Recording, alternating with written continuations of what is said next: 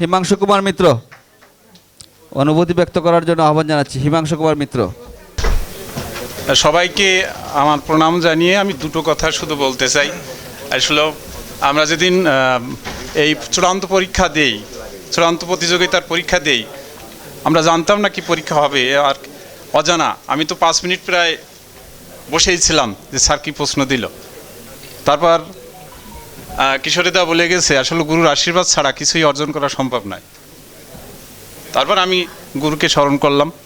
জানি না আমি কি লিখছি, আমি কল্পনা করতে পারি নাই যে আমি এই প্রতিযোগিতায় আসলে জিতব। তা গুরুর আশীর্বাদ, আমার মা বাবার আশীর্বাদ এবং আপনাদের সবার আশীর্বাদে আজকে বোধহয় আমি এই প্রতিযোগিতায় জিতলাম। তাই এই প্রতিযোগিতায় যে আমি পুরস্কার পেলাম, আমি সবাইকে উৎসর্গ করলাম এবং সবাই আমার জন্য আশীর্বাদ করবেন যেন আমি উত্তর এগিয়ে যেতে পারি। এই বলে আমার বক্তব্য শেষ করছে। ধন্যবাদ।